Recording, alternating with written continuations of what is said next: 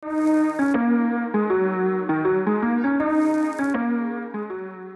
with us today, Dr. Jim Bentley. Dr. Jim, how are you? Great. It's a pleasure to be here. And thank you so much for having me.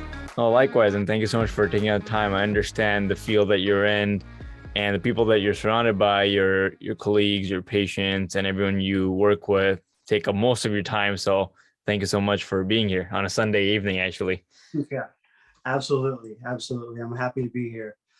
So, Dr. Jim, as I'm aware, your background is started off with it's Sifu is a training method, or Sifu is a style of training. Is that correct?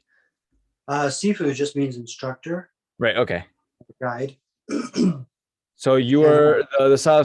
So the style of training is. I don't want to mess up the pronunciation. It's W something. yeah, so I'm a full senior instructor and Sifu in Wing Chun.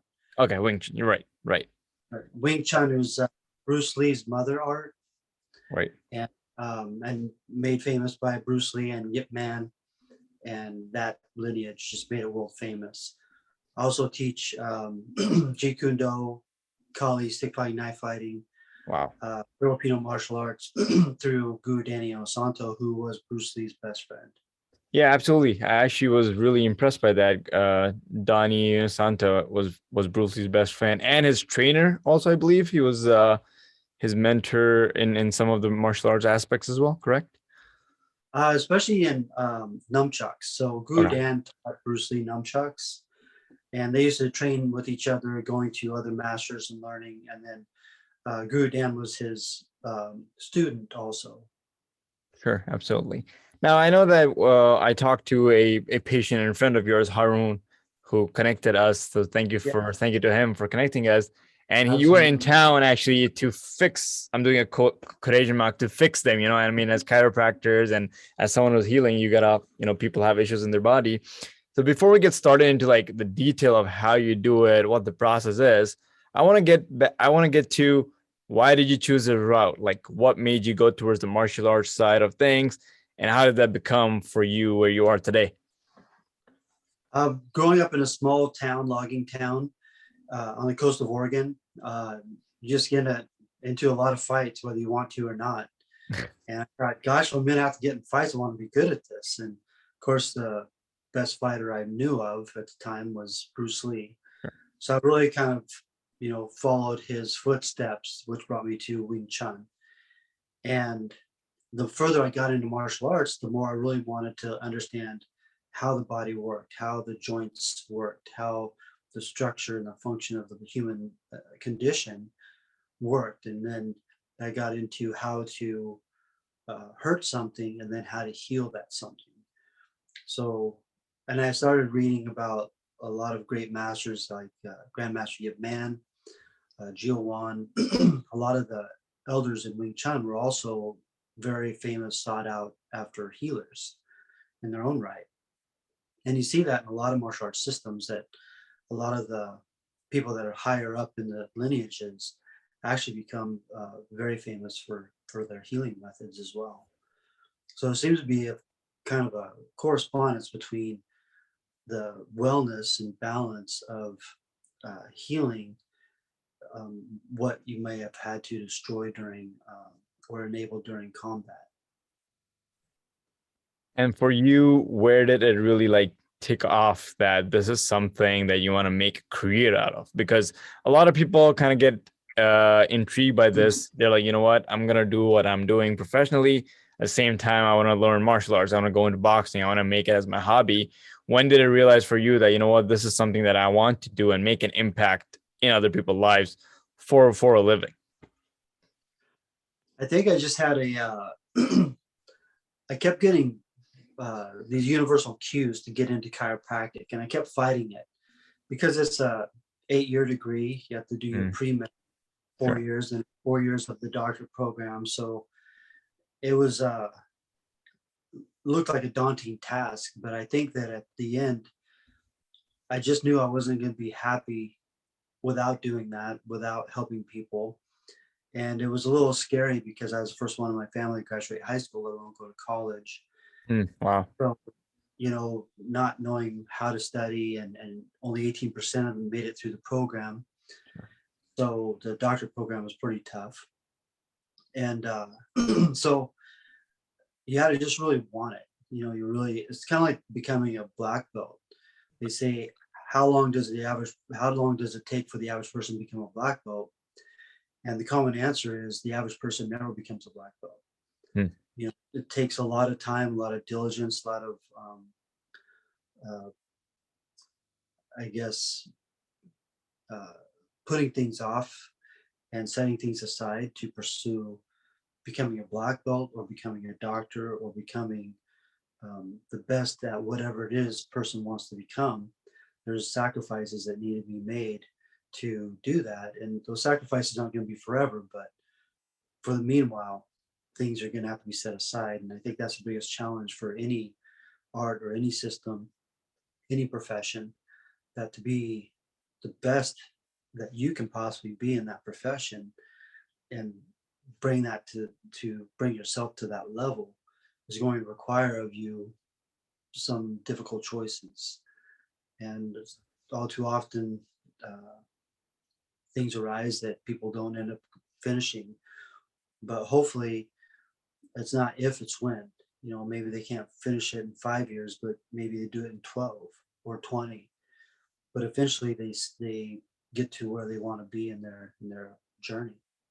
Absolutely. And I can definitely kind of attest or compare to that as back when I was in high school. This is in the Middle East. I was born and raised in Abu Dhabi. So, and I understand that black belt throughout martial arts is different. It's different for karate, it's different for judo, it's different from all these different martial arts sports. So I was doing karate and I went up to the level of brown 3. I was basically about 2 belts away from getting a black. But then I moved to Canada for my higher education and I never really pursued that.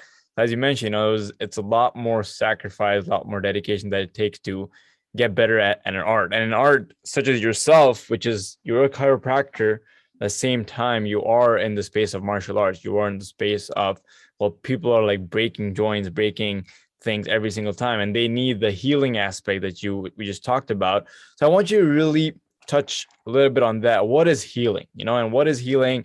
What does healing mean to you? What does healing mean to an average person? And what does healing mean to a professional fighter?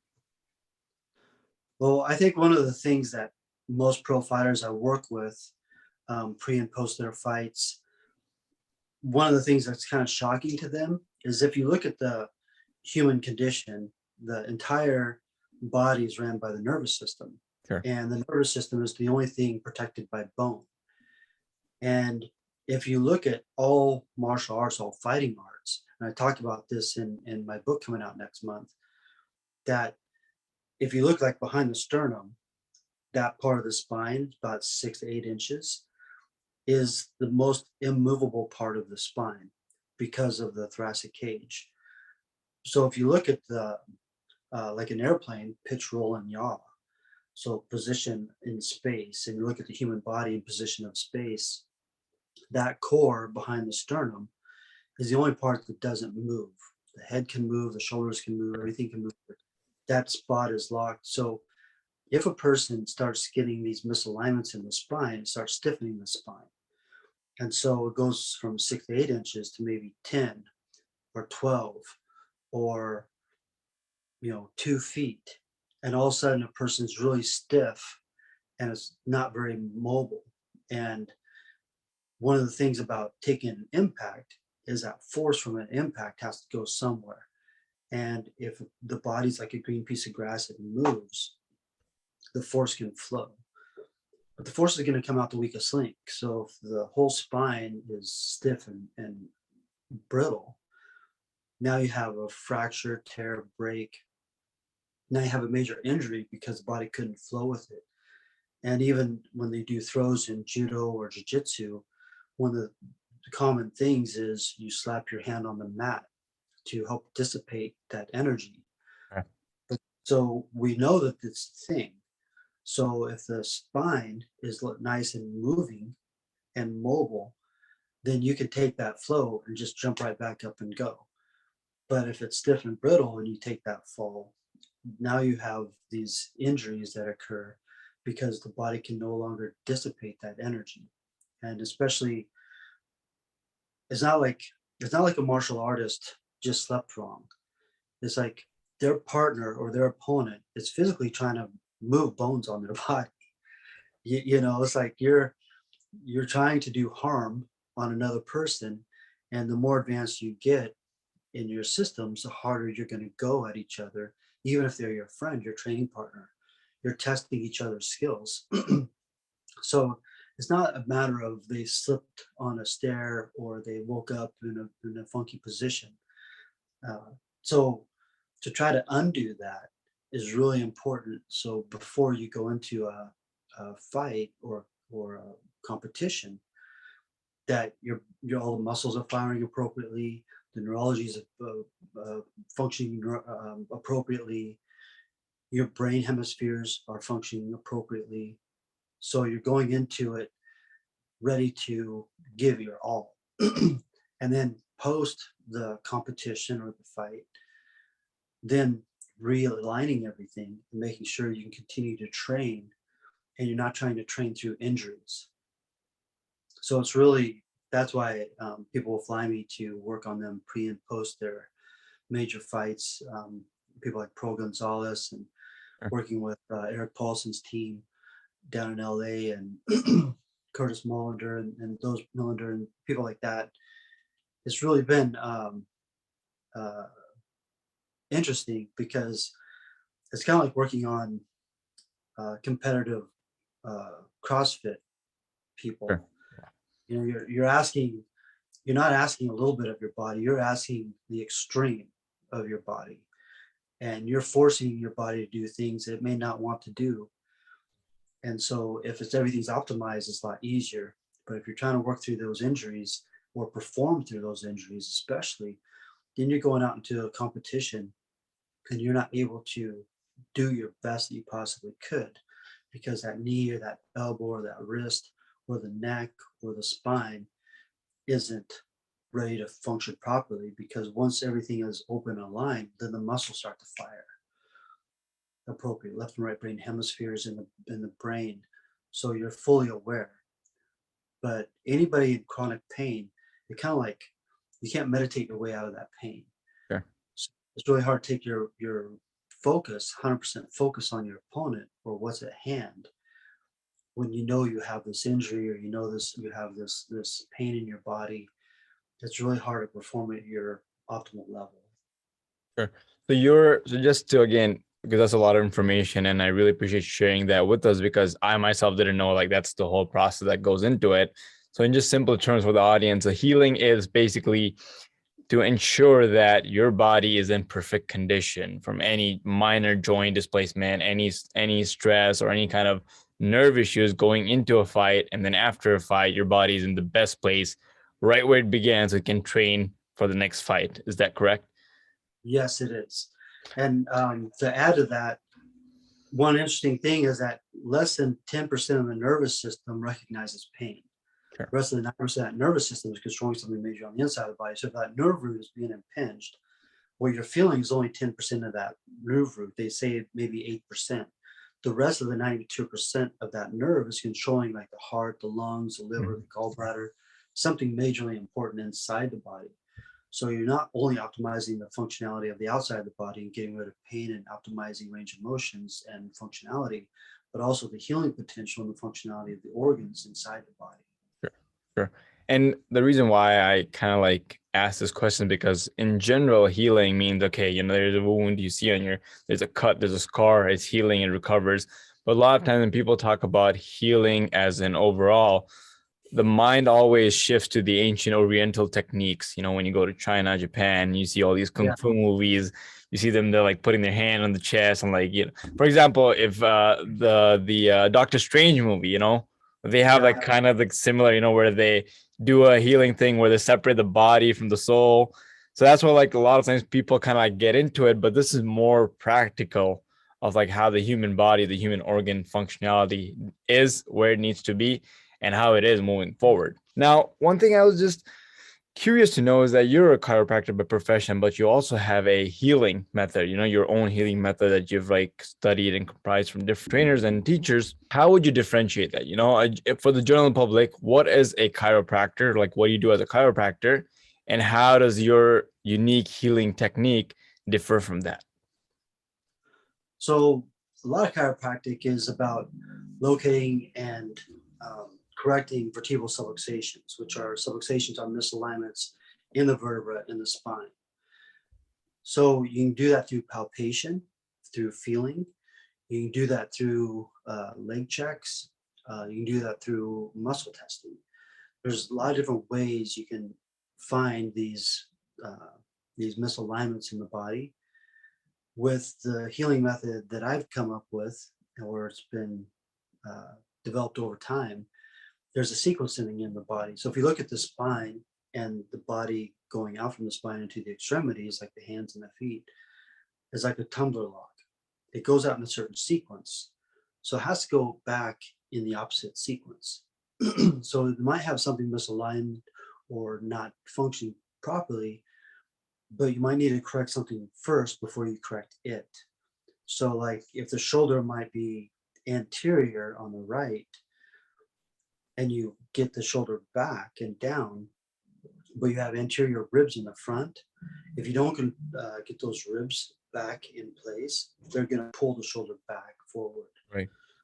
So if you never discover that there was anterior ribs involved, then you're kind of just putting a Band-Aid on it because it's going to come back. So when you look at the whole body as the human condition, you start to realize that a lot of the chronic pain patterns are accompanied with a chronic postural distortion. So if you can correct posture, you can correct so many things. The body can heal itself. The power that made the body can heal the body. So if you get a simple cut, modern medicine can't heal that cut, but the body can. The intelligence in the body can. So you're removing the interferences so the body can heal itself and perform optimally, which is the goal, overall goal.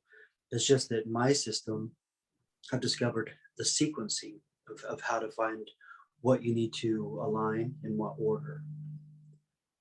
Rather than someone coming to you saying that, hey, Dr. Jim, my back's messed up.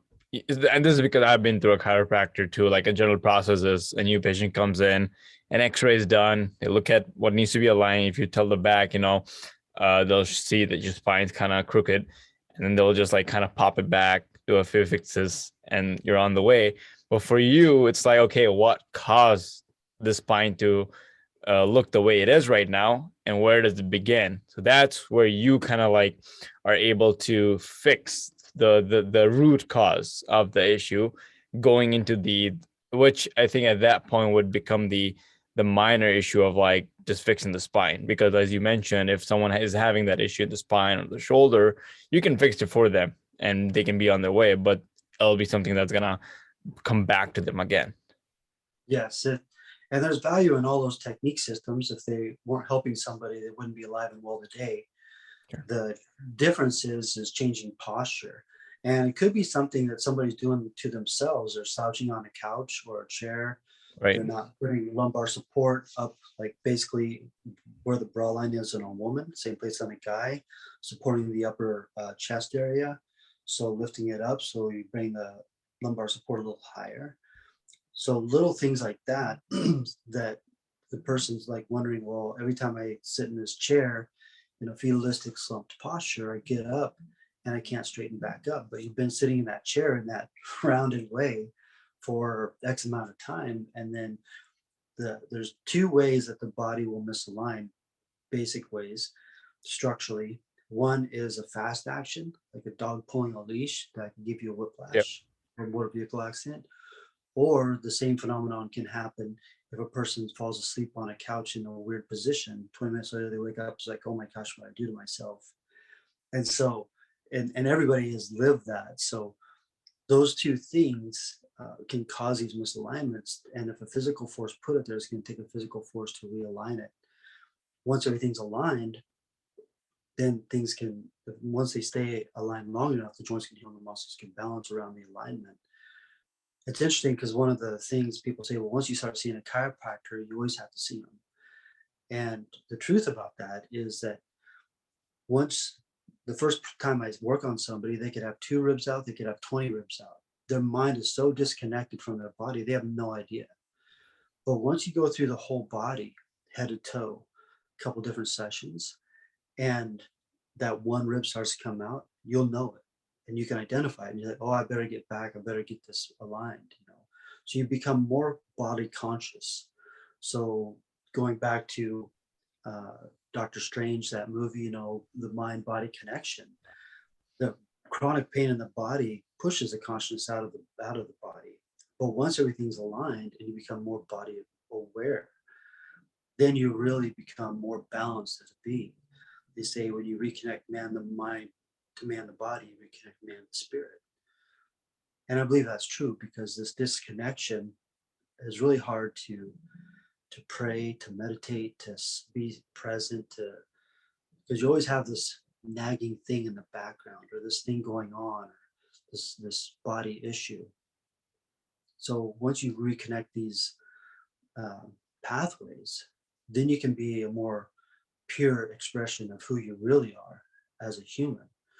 And so if you look at the human condition, we have physical, mental, emotional, biochemical, metaphysical, 5 realms of the human condition. So one will affect the others. So it's not enough to just go through the structural, you have to be adapted into these other realms too. But make a long story short, if you have these other situations and the structure is stuck in a fatalistic posture, and you're trying to heal the emotions of a heartbreak or something of that nature, and if you can open up the chest cavity and open up and get the posture aligned, it's so much easier to work on emotional things. But as long as somebody's turtle shelled in this fatalistic posture of protectiveness, it's really hard to release emotional things or let those things go for the person until the spine is aligned, until everything is they're more upright. And you can tell that just in our human nature that if you have a great posture, you have a great mindset. It's really hard to think of a negative thing with great posture.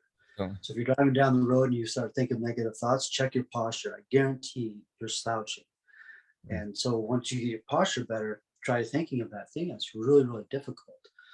The problem is if somebody's structure is so misaligned that they're always stuck in that and you physically can't even get into good posture, it's really hard to have a really optimized mindset. And it's really hard to make the best critical decisions.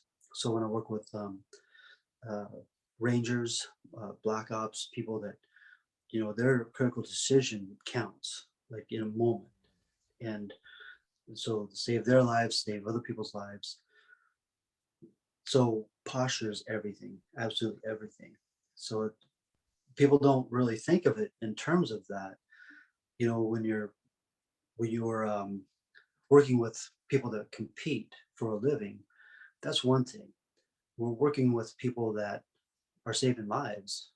That's another thing. You know, critical decision making is far better enhanced with optimized posturing.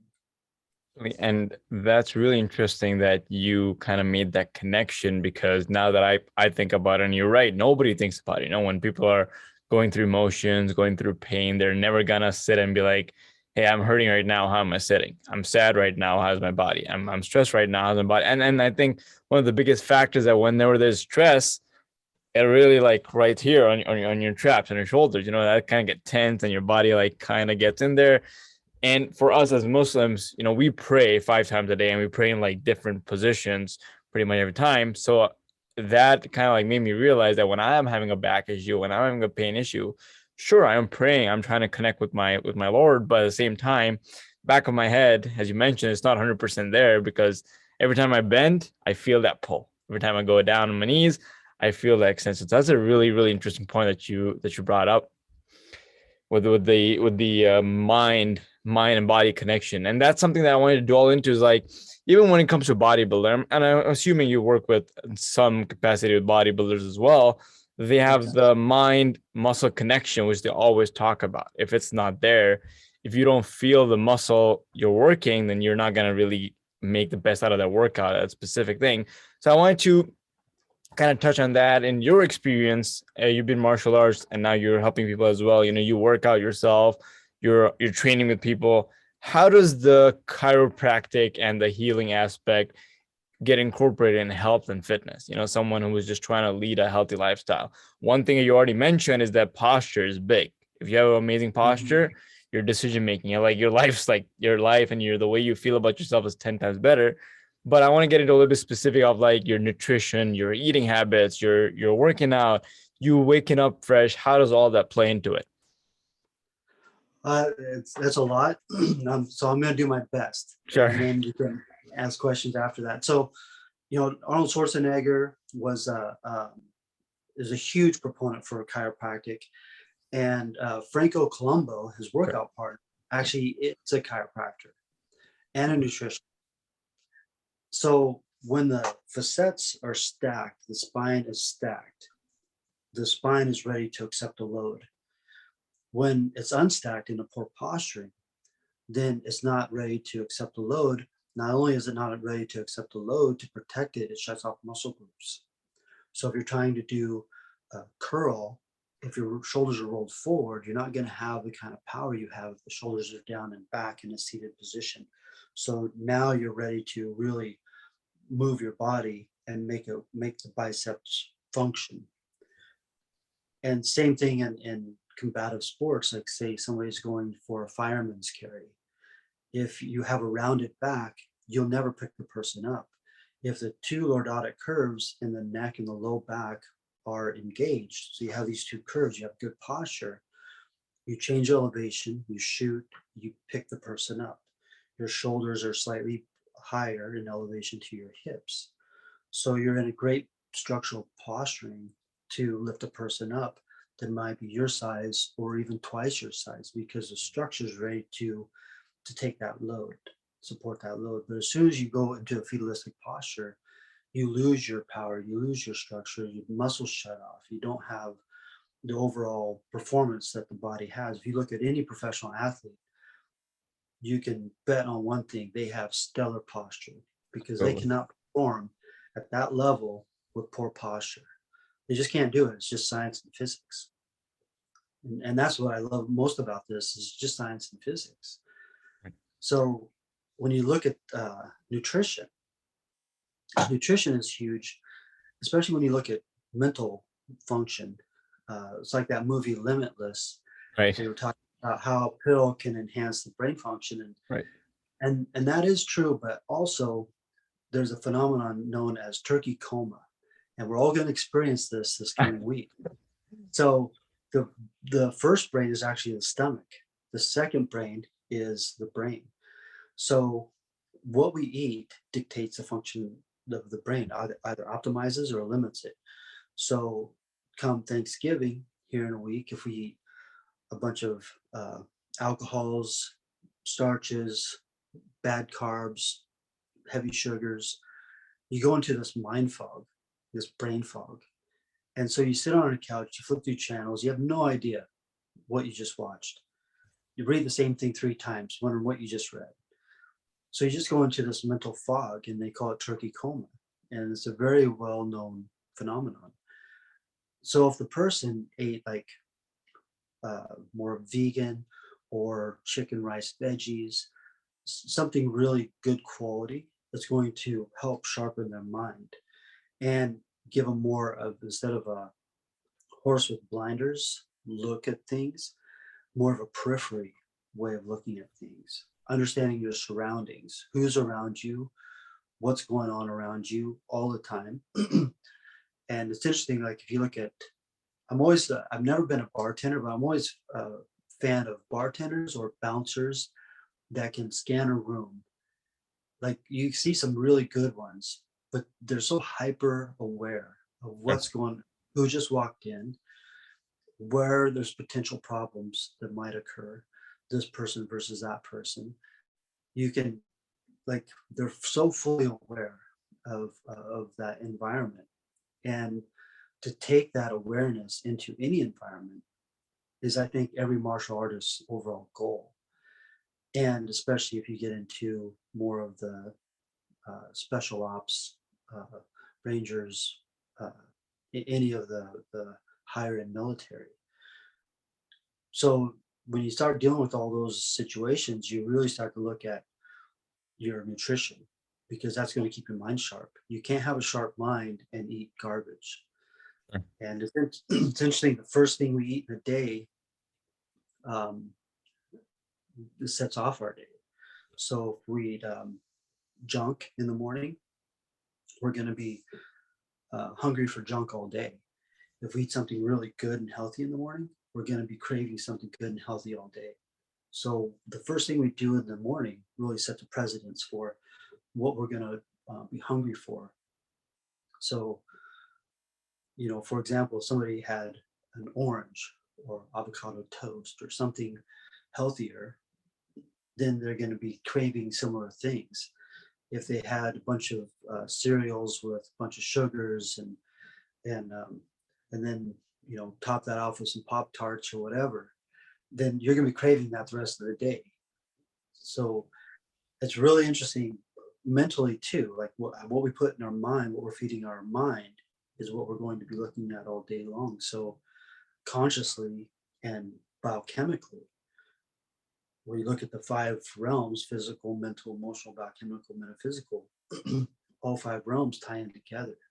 So our first of the day is so important to optimize the outlook of our entire day.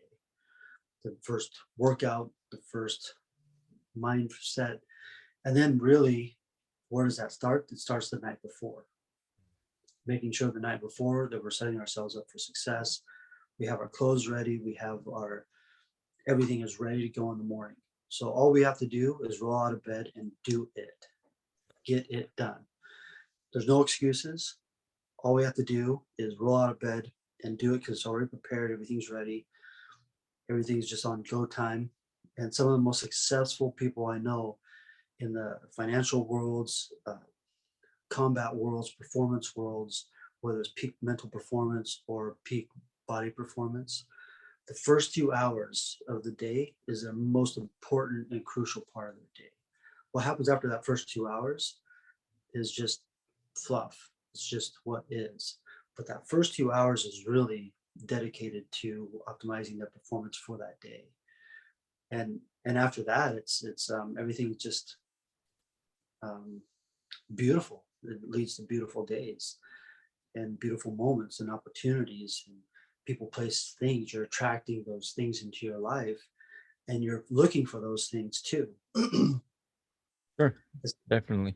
And I think it's so interesting that you bring that point up about nutrition, because one thing that a lot of people do, and you just talk about turkey coma, is that people are going to eat a lot of food and then they become lazy and lethargic. And that kind of, I believe personally, that kind of plays into a issues with, of course, your internal health because of what you're putting into your body, but also your posture and other issues. Because once you've eaten that much food, there's no way that you can walk straight.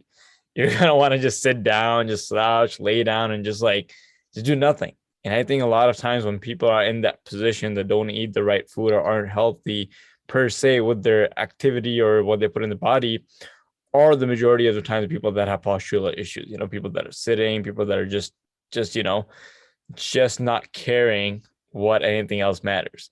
So that's a really good connection that you kind of made there. Now, Thank you. another thing is that you also talked about, how it's more about the awareness, and then one example that came to mind was the Secret Service.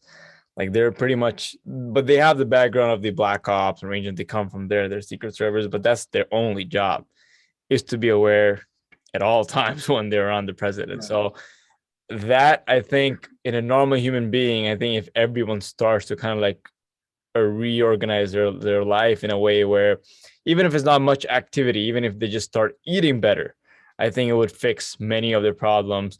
And that will also kind of avoid them to get into the postural issues and other health issues that they may have. So thank you so much for making all of that connection all together. Now, one thing I wanted to really, really delve into is, who do you think should be going to a chiropractor, number one? And another question is that, do you believe that every single person, whether active or not, has some kind of muscle imbalances and postural issues throughout their life? I do. I actually think that everyone should be seeing a chiropractor. I don't think there's anybody that shouldn't. The difference is, one of the hardest people to get better is somebody that sits all day for their work and they go home and they sit all night. Sure. And the inactivity. So, like if I work on loggers or athletes, people that have tougher jobs, they get better really fast because they're moving their body. People that live a more lethargic lifestyle, an active lifestyle, that's a really hard rehab because 9 times out of 10, they're not really sitting optimally. They're if you look at a lot of the chairs that we have nowadays, they all put people in a fetalistic posture, a slouched posture. Even when the cars we drive, if they have a lumbar support, generally they're too low. They push the pelvis Very low. forward, Yep. the pieces push the head forward. Person's in a sway back posture, which if you were to stand in a sway back posture, you're gonna have issues. If you're gonna stand in a fetalistic posture, you're gonna have issues. So if you're sitting in that posture over time, when you stand back up, you're going to be um, dealing with those repercussions of being in that posture. So if you're sitting with optimized posture, stand up with optimized posture, then everything's more optimized in the entire body and the psychology. So with that being said, I think that everybody, no matter what the profession is, because of you have to undo what the life is doing to us. And so if you look at our overall American life, which is really worldwide, you're looking down at your phones all day long. You're taking the curvature of your neck and you're reversing it. You're so much of what we have going on in the world is putting us into poor posturing. And uh, one of the things too, you see that a lot of people are trying to use braces to get their shoulders back Yeah, into they've it. been out recently. But then your body becomes reliant upon that. So you really need to get your rhomboids firing again. But it's hard to get your rhomboids firing if you have posterior ribs that are out of place, shutting off the rhomboids. When I look at those braces and things of that nature, they can be a good assistant, but it's kind of like having a moving brace on one leg. Even though you're moving your leg, within a week, you can see a huge muscle mass loss in that one leg because it's even though it's a moving brace, it's being supported. So then it takes 6 to 8 to 9 to a year worth of physical therapy and rehabilitation to balance out one leg versus the other leg, just from having a moving walking brace on for like 6 weeks. So really we're doing that to ourselves too if we rely on braces. So once you go through and get the body aligned and get everything aligned, then the body can start to perform the way it's designed to perform. And the muscles will start to fire. So it helps hold the posturing. And posture is one of those things, if we don't use it, we lose it. So if we allow ourselves to get stuck in that couch that's sitting in a feudalistic posture for too long, then we kind of do it to ourselves. We're not consciously aware that that's what we do, because if you look at all couches, all chairs, you really, all of them, you have to put a cushion, something behind your back to support you in the optimal posture. But by design, a lot of the chairs, cars, trucks, couches, chairs, they're all putting us in this feudalistic posturing, and really it's a detriment. Then you add, computers, you add cell phones, you add working with little kids all day, bending over. Um, so it's hard to find somebody that doesn't need optimized chiropractic care, and even newborns. I worked on babies that 11 days old that have purple legs from the hips down, and their little sacrum was misaligned. As soon as you align the sacrum, then the toes start turning pink, and started getting color back to them. And they'd seen all these different specialists, and everybody was trying to help, but nobody could, align the spine. And so even babies, they, you know, going through the birthing process, whether it's natural or even a C-section, is really hard on a child. And people think that a C-section is easier on a baby, but now you're trying to pull a baby through this little incision out, and so that's a lot of pulling. And if you were to take a 6'7" linebacker and do that to their head, you might be in for a fight. you know, Yeah. you start, you start looking at the force that you're trying to get these little shoulders out through this little incision, or it's really intense. And a lot of children, their bodies don't even ossify, the bones don't ossify until they're 13 years old. And then going into adulthood, things just sometimes things don't ossify until they're 25 years old. So there's a lot of things going on in the equation, but that's sometimes you get questions. People are like, well, why should I bring my child, my 7-year-old, to come see a chiropractor? Because that seems a little crazy. But then the person will tell you, when I was 7 years old, I've been having this problem. I fell off the slide when I was 7 years old, and just hasn't been the same. So you have the same person say, why should I bring my 7-year-old or my 15-year-old to see a chiropractor? But then they have stories of their own of things that happened to them when they were 7 years old or 15 years old. And ever since then, they fell off that horse. And ever since then, they've been having these issues. And so if a physical force put it there, it's going to take a physical force to realign it. Absolutely. And I think it's really interesting that you mentioned that, because as you talk about fighters, training and getting beat up and damaging the body, the point that you just made, like, kids fall all the time. Like, I have nephews who are like 8 years old, 2 years old, like they're just like putting their hands through things, shutting the doors on their hands, like number of things. And that's interesting that you brought up with the babies too, because I think recently I did see, you have all these famous chiropractors like posting YouTube videos, Dr. Bo Hightower and a few other people that, like, I think some of them posted about a baby as well, which I was actually interested to see, because like that's natural, like there's no, like, the baby just comes out of the womb and the whole process kind of like messes their joints. It's very interesting. And you talked about the braces. For me, I can again attest to that. I recently had an ACL surgery, but I was really, really lucky to have some really good physical therapists who put me out of the brace and the crutches within 3 weeks. I was out of those. After that, it was just as needed. But that did limit me. And of course, with an ACL surgery, that naturally your muscle kind of gets, your leg gets smaller. But being in the brace for like that long, for 2 weeks, and just sitting on the couch moving, I did have, which I don't think there's any way to avoid it, but I did have like some hip issues, early on, some tightness in the lower back, tightness in my glutes, because the leg wasn't moving no matter how much I wanted to. And that kind of like connects with how the entire body is one, because if you stop moving, and we talked about the people that are just inactive, I think they definitely need to go see a chiropractor for that reason. Because if someone like myself, who's an active person coming through an injury, athletes, if they're getting to this small phase when they're like the most active people that don't do anything have it worse. So that's a really interesting point that you brought up.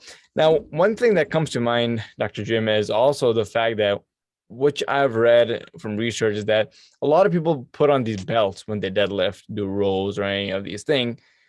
Is that something necessary, or does the human body capable of creating its own belt that you can lift heavier weights without having to put a belt on? Well, I think it kind of depends on the person, and it depends on what they're doing. But commonly, so it's difficult to say per each person's individual needs, what their needs are. But generally, I would say that one of my mentors was asked, how old does my son need to be before I can get him into the gym pumping iron with me? And I thought his answer was brilliant. His answer was, when your son can do 100 push-ups and 100 sit-ups flat out without stopping, that individual's core is developed enough to start adding muscle to that frame.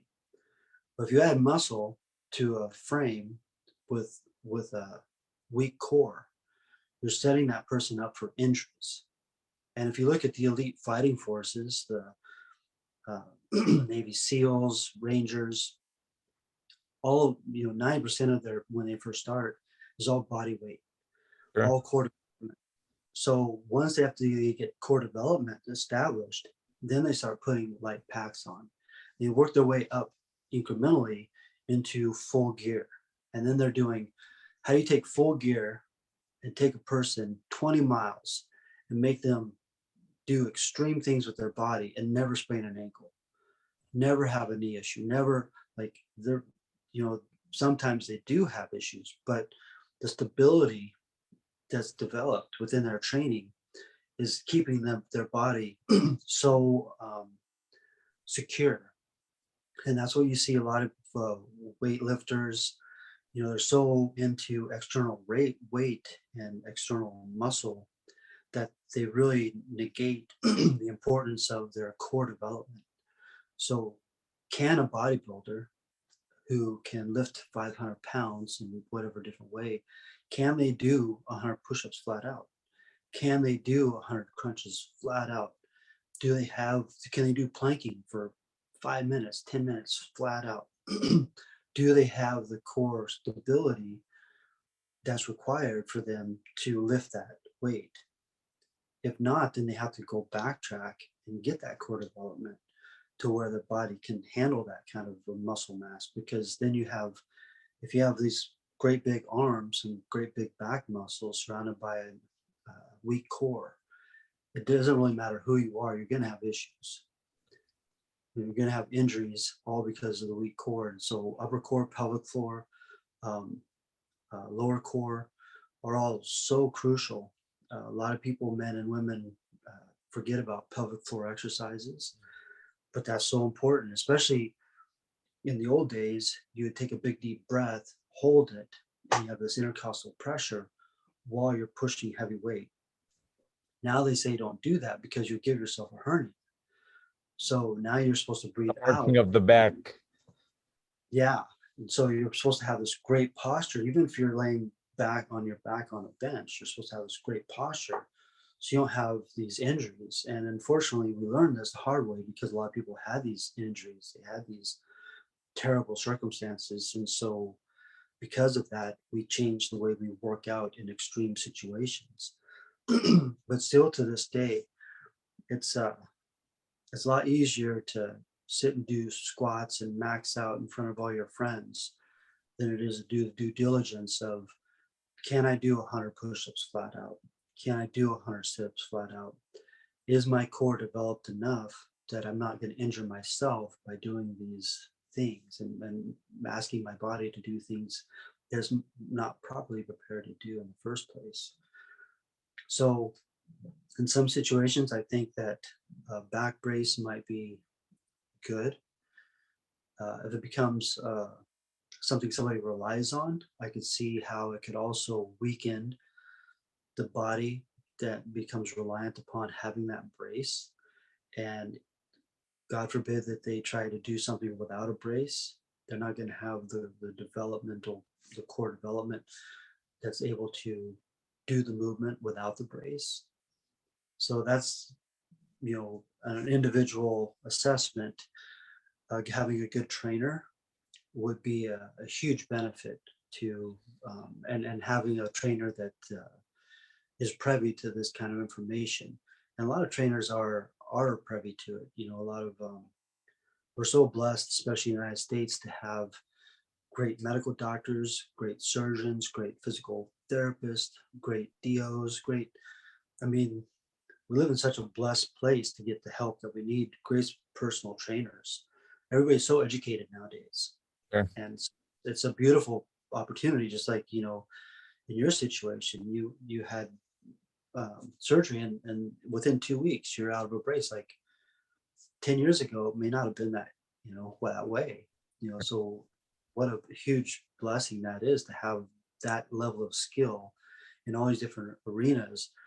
But I think that the backyard weightlifter or martial artist or people like that Some of them still have that old school mentality of, just push through the pain rather than allowing the pain and the body to be speaking to you. Like, what's this pain teaching me about my body?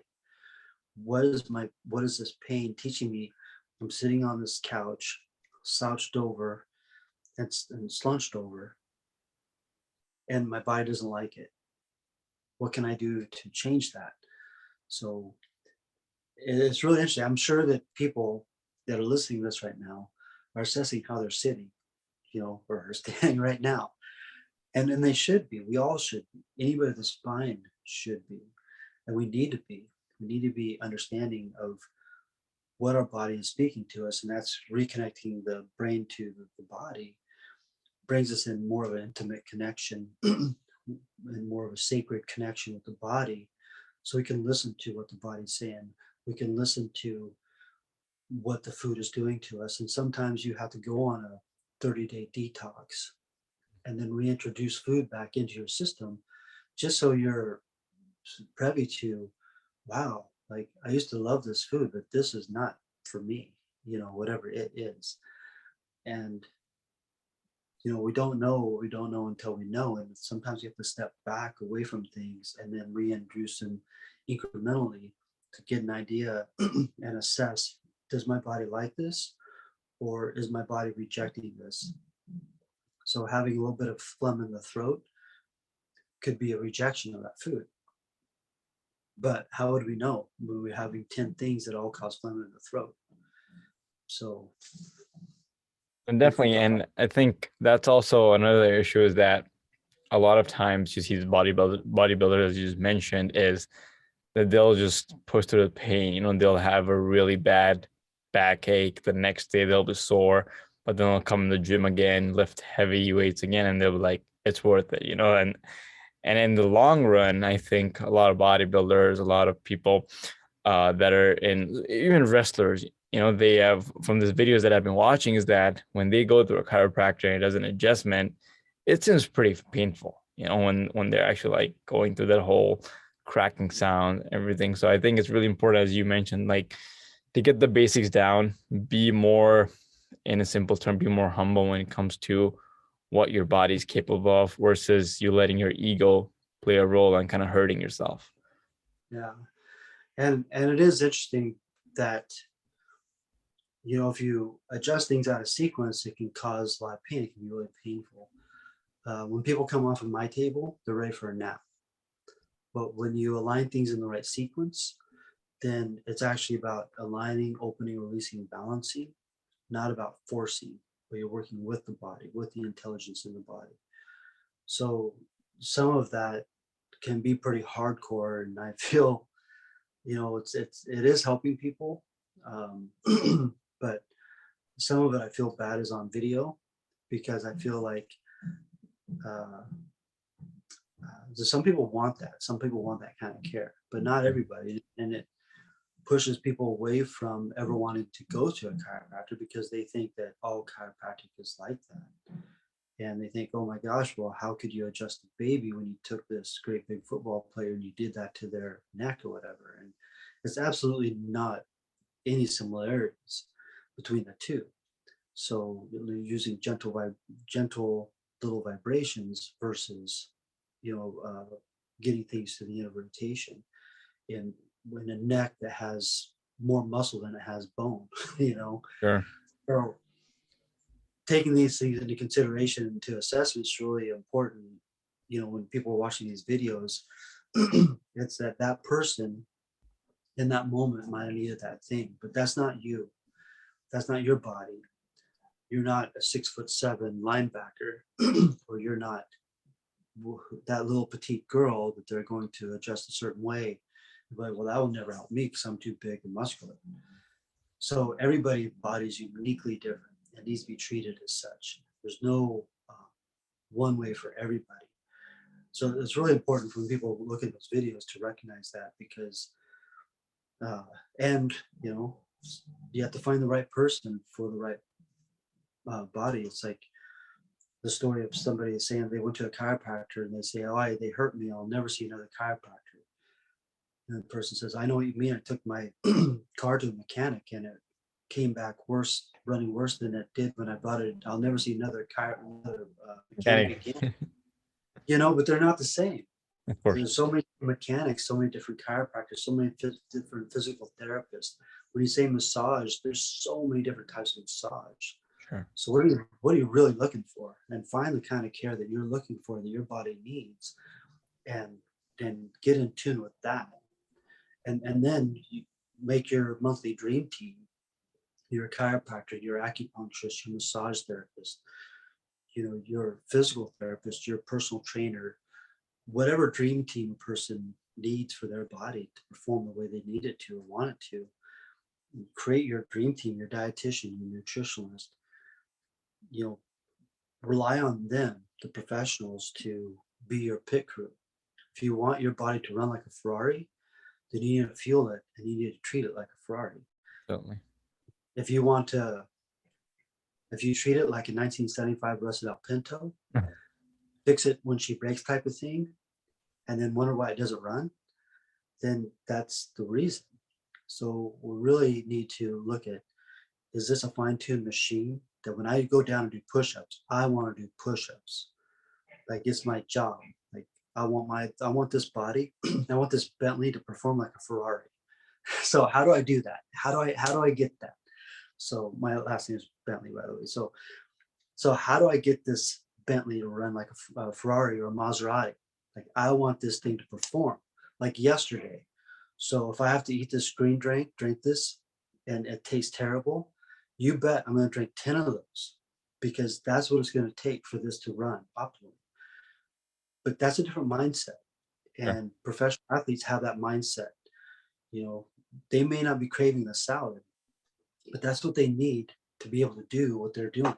They may not want to intake that much protein, but that's what they need to do to obtain what their goal is. And looking at fueling the body and getting it to run like a Ferrari and optimization and peak performance optimization.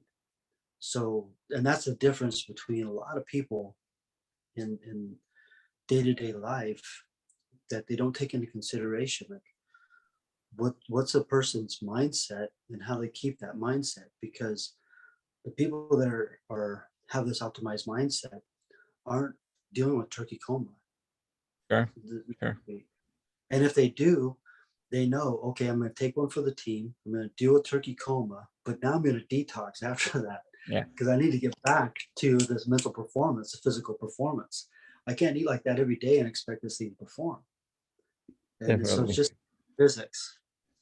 No, definitely. And I think one thing that's very important to touch on is that you're talking about, and we're discussing about like the elite, the person who does this for a living. I mean, again, you can also tell that we're not expecting this from an average person to do it on a regular basis, because that's not their livelihood, but there is an aspect of this that an average person can definitely incorporate, is to eat better, is to move more, and just keep a diary or keep a journal or keep something that makes sure that how your mind is connected to your body on a day-to-day basis. So thank you so much, Dr. Jim Bentley. And again, you mentioned Bentley. This is no sponsored by Bentley whatsoever. But I wanted to now to close off one of the biggest questions that I think a lot of people have, and you even mentioned this a little bit into our conversation, is that people think that they don't need to go to a chiropractor, or like, why do they need to go to a chiropractor? My question to you is, I understand a need for it, but how can people avoid or stop going to a chiropractor, maybe in the long run? Or maybe the question could also be that I'm trying to portray is, how can this self manipulate or self fix like a small thing, rather than going to a chiro every single time? I'm of the opinion, professionally, that everybody should get tuned up at least once a month. Sure. It's kind of like a Ferrari or a car. Like, you need regular tune-ups to keep from being so far out, or to get the body to help reassess itself, realign itself, rebalance itself. Is going to take more optimized posturings. So it's going to take being in paying attention to how you're sitting, how you're standing, how you're moving, developing your core. If you have a weak core, you're gonna have a weak low back. So by being more involved in your body, and whether it's a pro athlete or just a normal human being, if you want to meditate for hours, you got to have a strong core, or you're going to have low back issues.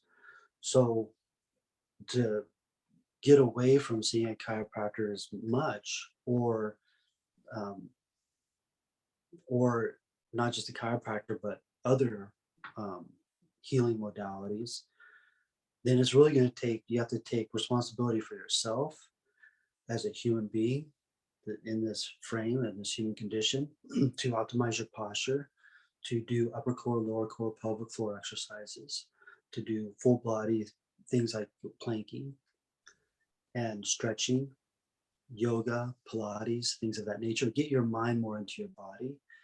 So if you look at the people that like the elites, what do they do? What do the rangers do? And how do these people keep from getting injured? And how do they always have this great, fantastic posture? And a lot of it's body weight. But body weight exercises get boring. People don't want to do the push-ups. They don't want to do the work. But that's what it's going to take. That's what it has to take. And even by the time somebody gets into poor posturing habits and they go seek a chiropractor to get that work to hold, they can't leave that chiropractor or physical therapist and go back to their day-to-day and slouch. You're wasting your money, you're wasting your time, you're undoing the work that's just been done for you. So there's a lot of, they say all healing is self-healing. You can't heal somebody that doesn't want to be healed. And Sure. so it's really up to the person to take responsibility for that for themselves, to do those exercises, core exercises, optimize their posture, and be more responsible for their posturing, so they don't have those kind of issues in the future. And just like anything else, for health and fitness, for business, for education, a chiropractor or even your own healing method that you talked about, that will just be a start. Sure, people are going to need to be fixed. People are going to have issues, but they're not going to be with you 24/7. Once you give them the right resources, you have to fix your own posture. As a matter of fact, when we were having this conversation, I multiple times, like right now, I'm sitting, just make sure that my posture is in the more comfortable position for me, not bothering me.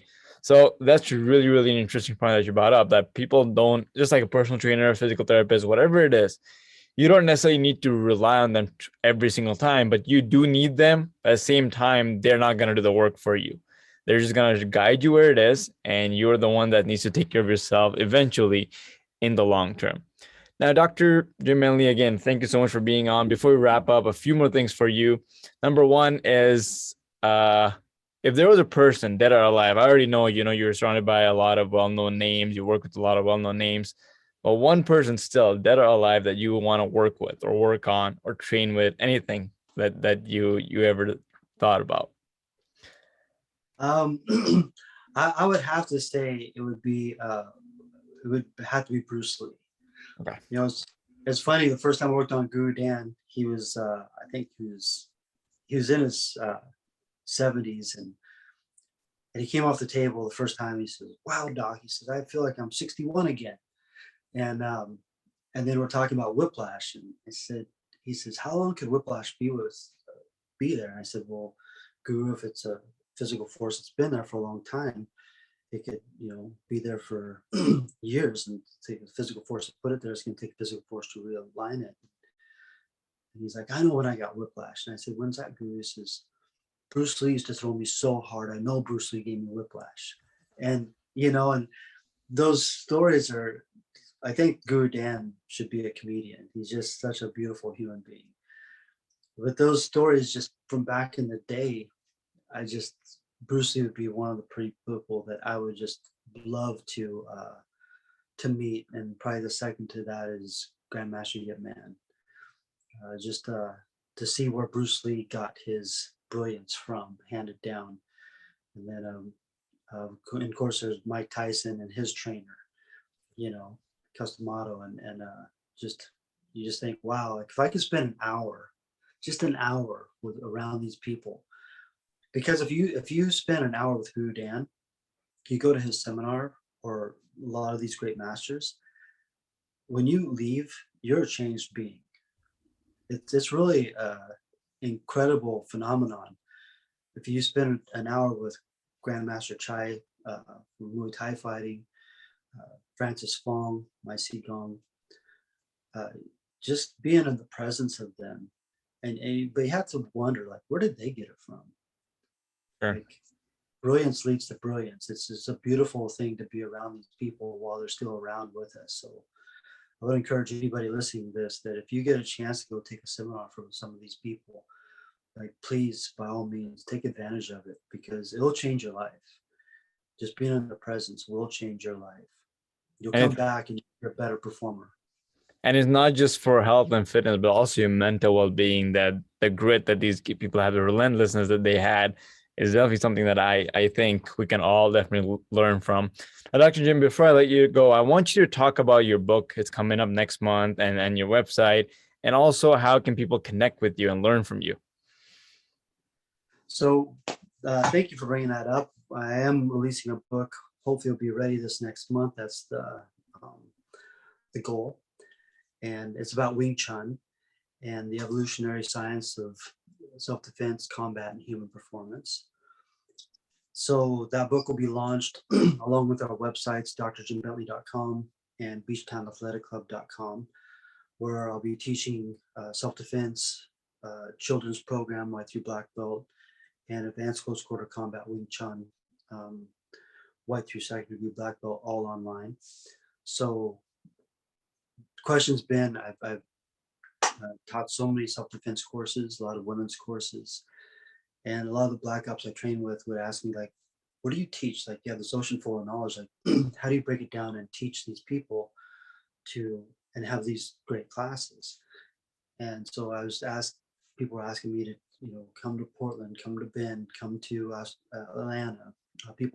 Friends in India were like, where can I learn this stuff in India?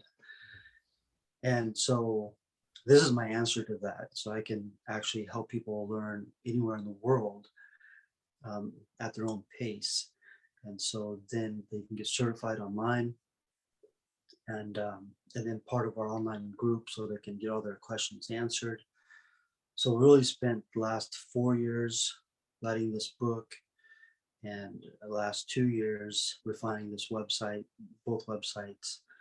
And then we have some success journals launching just after that because I love journals and I love peak performance mindsets and the first 2 hours of the day and focusing on your goals. And so taking all these things I've learned from all these great masters and putting it into one place, which has been key for me because if you want a journal, running journal, then it's only about running. If you want peak performance, it's only about peak performance. If you want workout, it's just about workout. But how do you have a journal that has it all in there? So that was I'm like, well, I can't find one, so I'm gonna have to make one. So that was a consciousness of that. But I just want to help empower the world and to get people more confident, and maybe they came from a really disempowering background or situations, and how can they re-empower themselves in the comfort, privacy, and safety of their own home, whether it's on their phone or on their TV or on their laptop. And what can we do about that? I think so many people, men and women, are walking around really disempowered, and that's a consciousness of why the book, why the websites. The book is a standalone book, so you can get the book and just that alone will really give a person a lot of perspective. We have like QR codes in the book too, so scan up their phone, go to our YouTube page, and learn how to hold focus mitts, do all the different trainings. And then I promote a lot of the people in the book that also have programs like Eric Paulson. If you want to know ground game, stand-up MMA, Eric Paulson, Greg Nelson, some of the best in the world. I mean, they train people like Brock Lesnar, they're the top of the top. And so other people that people should know about and be able to go and learn directly from them while we have their brilliance with us, take full advantage of being, and they're these people, it's so crazy that they're so humble, they're so kind. It's humbling to be around them because you are so giving. And I'm sure that there's a lot of arts out there, and a lot of masters that I've never met that are the same exact way. So I'm sharing our family with the world, and hopefully that will investigate them to search their local areas, and maybe they can find a beautiful person to learn from and mentor from in their local area, maybe in within art that's not even associated with what we're teaching, but just to create awareness that there's a lot of beautiful people out there doing beautiful things. And so hopefully propagate that and lead this world more into a state of empowerment. So if you're on a little island in Hawaii or Bali, Singapore, wherever you are, even if you're in Hong Kong, like, you may not have access to a lot of this information. So we're just trying to figure out, that's been our goal, is to how can we share this information and teach people that may not have access to it. So that was the consciousness of the book and these websites. And so we really, really hope that they just help people that may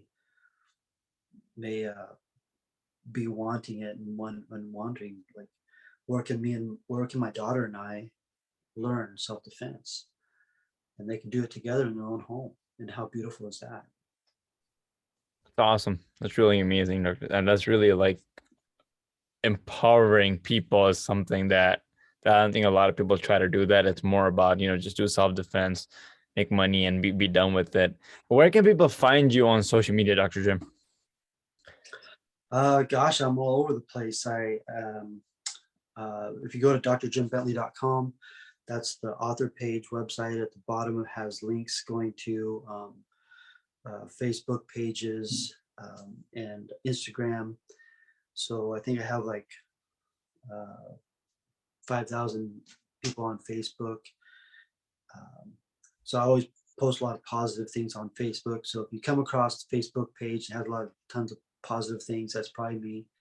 So just Jim Bentley for that, and then Dr. Jim Bentley you can search. So and like I say, we're getting ready to launch everything. So a lot of this will be really out into the world as soon as the book is ready. We're launching the book and the websites all at the same time. So hopefully in the future, if we do another session, another podcast, then we can expand upon that a little bit more as how things evolve. So we're just, even though I've been working on these things for decades and this book for 4 years, and I feel like I'm 10 and a half months pregnant, like I'm so ready, but it's not quite ready. I just, I'm ready to help people and heal people and help people find their healing. Like I said before, all healing is self-healing. So if people want it, they just need access to it. And we're just trying to create access to it. And for people that are ready, and when people are ready, the teacher will appear. And it may not be me, may not be us, but hopefully we'll drop a pebble and create ripples, and people will find who they're meant to find and help empower each other. Absolutely. And one thing we were always taught, especially as Muslims in a religion, is that you can choose to do good for the people. If not, God will find people to replace you. And there's never ending for that. Thank you so much, Dr. Jim. It was a pleasure talking to you. And again, definitely I do look forward to hosting you again eventually. Great. Thank you so much, Rafi, for having me, and bless you, and thank you for all you're doing to bring this information to the world. Thank you so much. Thank you so much. Pleasure's all mine.